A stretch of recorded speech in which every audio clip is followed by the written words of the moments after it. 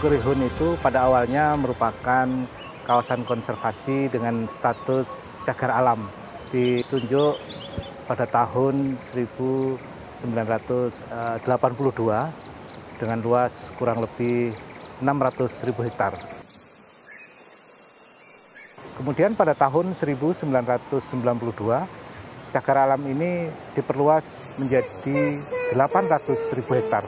Taman Nasional Betung Kerihun sendiri ditunjuk pada tahun 1995. Pada saat itu namanya Taman Nasional Bentuang Karimun. Kemudian pada tahun 1995, Taman Nasional Bentuang Karimun tersebut dirubah namanya menjadi Taman Nasional Betung Kerihun.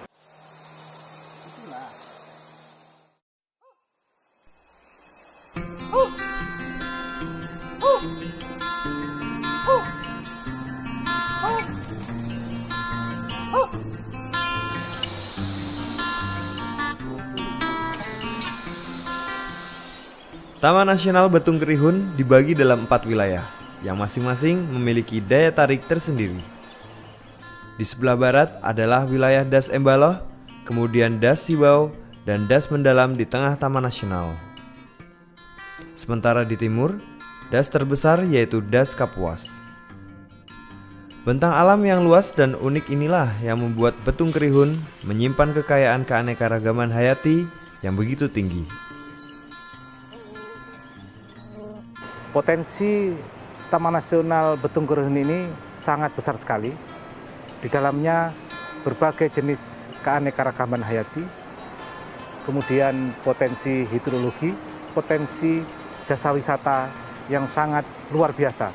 Di samping itu juga potensi keanekaragaman hayati ini menjadi potensi bagi berbagai jenis plasma nutfah yang sangat luar biasa. Sehingga tidak salah kalau kita menyebutnya juga sebagai mega biodiversity.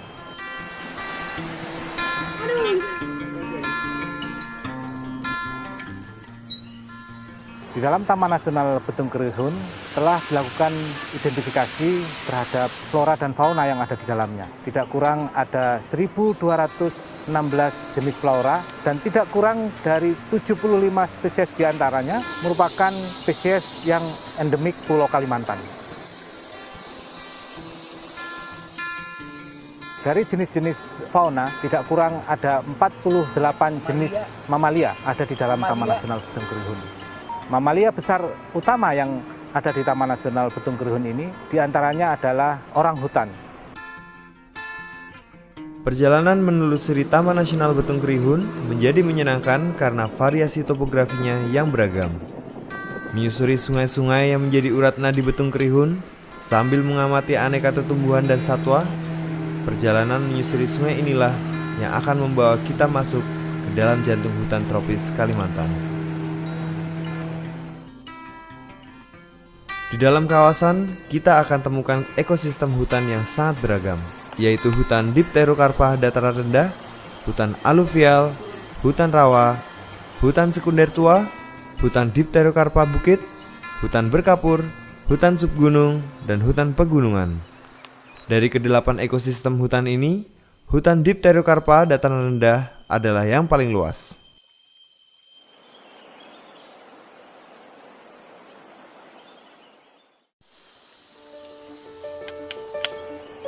Pohon-pohon dengan diameter besar dengan mudah kita jumpai di kawasan hutan Betung Kerihun.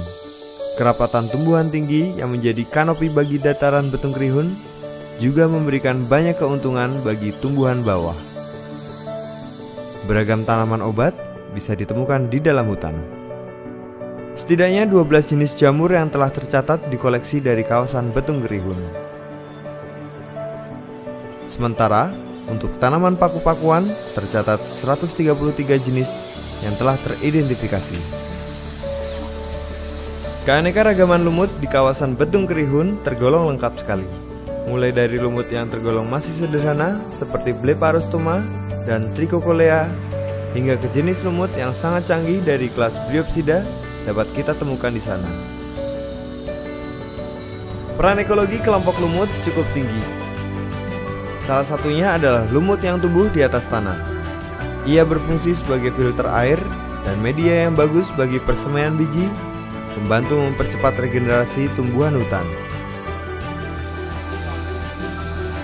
Jika kita beruntung, kita bisa menjumpai bunga bangkai yang sedang mekar. Bagi pencinta anggrek hutan, Betung Kerihun adalah surganya. Beragam jenis anggrek bisa kita temukan di dalam kawasan ini. Bersabar sedikit, mengeksplor sekitar, dengan mudah anggrek bisa kita jumpai.